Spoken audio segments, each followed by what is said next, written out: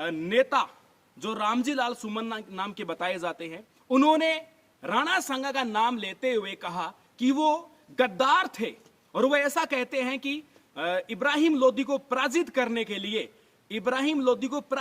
के लिए महाराणा सांगा ने बाबर को न्योता दिया था, फरगना के शासक को। मैं उस रामजी लाल को बताना चाहता हूं, गद्दार तो आप है, गद्दारी आप कर रहे हो इतिहास न पढ़ते हुए, गद्दारी आपके अंदर है, जो आप अपना नाम पर्चा पढ़ने के लिए, आपका नाम स्थान और आपका बेड नंबर बताने के लिए पर्चा लिख कर लेकर आते हो। राज्यसभा में आप 4 शब्द नहीं बोल सकते और आप आए हो मेवाड़ का इतिहास बताने के लिए। और पीछे जो आप ये जगह देख रहे हो और एक जो स्मरणीय स्मारक देख रहे हो, ये है दिवेर का स्मारक। और ये दिवेर मेवाड़ और मारवाड़ की सीमावर्ती क्षेत्र में आता है।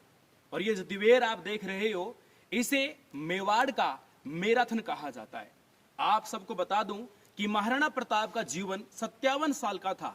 उनकी 57 वर्ष की आयु को देखते हुए 57 ही यहाँ पर सीढ़ियां हैं और 57 फीट की ऊंचाई के साथ ही यह स्मारक बनाया गया। दुनिया का एकमात्र स्मारक जहां पर महाराणा प्रताप भाले की जगह तलवार हाथ में लिए हुए हैं, यह दुनिया का एकमात्र स्मारक है। आपको यूं तो स्मारक आपको अजमेर में मिलेगा, गौरव कला केंद्र उदयपुर में मिलेगा, हल्दी घाटी में भी आपको स्मारक मिलेगा, लेकिन मैं आपको बताना चाहता हूं, यह स्मारक एकमात्र ऐसा स्मारक है जहां पर महाराणा प्रताप हाथ में तलवार लिए हुए यहां पर आपको दिखाई देंगे और दिखाई पड़ते भी है। साथियों, आप सबको बताना चाहता हूं, पूरी दुनिया के इतिहास में भारत का इतिहास अद्भुत है और भारत के इतिहास में राजस्थान का इतिहास उससे भी अद्भुत है। और इस पूरे राजस्थान के इतिहास में मेवाड़ का इतिहास सबसे अद्भुत है। और मेवाड़ के इतिहास में भी स्वाभिमान का प्रतीक जो इतिहास है वो महाराणा प्रताप का इतिहास है। लेकिन पिछले 2 दिन पहले एक राज्यसभा के अंदर एक टीका टिप्पणी हुई है और एक नेता जो रामजी लाल सुमन नाम के बताए जाते हैं, उन्होंने राणा सांगा का नाम लेते हुए कहा कि वो गद्दार थे और वो ऐसा कहते हैं कि इब्राहिम लोदी को पराजित करने के लिए महाराणा सांगा ने बाबर को न्योता दिया था, फरगना के शासक को।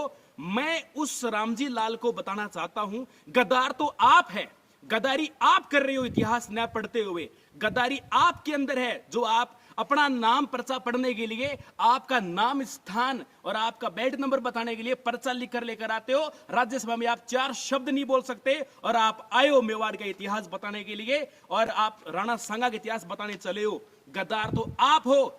आप जिस राणा सांगा की बात करते हो, उस राणा सांगा ने जिस इब्राहिम लोदी की बात कर रहे हो, जिसको हराने के लिए सांगा को बाबर को बुलाया 2 बार पहले, 1517 की वो आपकी खातौली की लड़ाई और 1518 की आपकी इधर धौलपुर में बाड़ी की लड़ाई चंबल नदी किनारे। आप समझिए उस बात को 2 बार हरा चुके हैं और आप बात करते हो कि बुलाया गया। और आपने कभी चाणक्य नीति पढ़ी हो तो 4 प्रकार की नीतियां होती है, साम दाम दंड भेद, उसमें आपने एक षड्यंत्र नीति भी पढ़ी होगी। और यदि षड्यंत्र नीति में बुला भी लिया होगा, यदि कुछ ऐसे प्रमाण मिलते हैं, तो ये तो एक राजतंत्र का अंग है।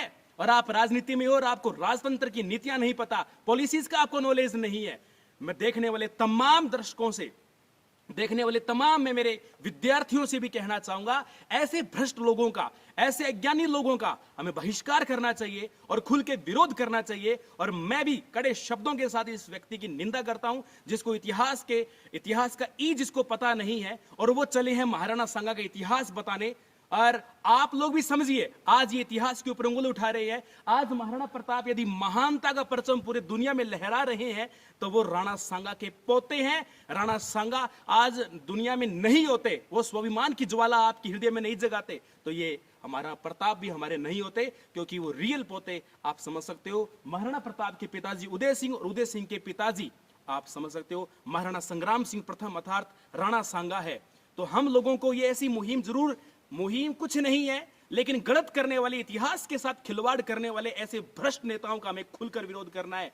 और आप सबको बता देता हूं, हमें युवाओं को कहना चाहता हूं, ये आपके वोट ले लेकर और आपके नाम पर ही इस प्रकार से ये ऐसे कार्य करते हैं, तो ऐसे लोगों का अपने को बहिष्कार करना है, डट के विरोध करना है।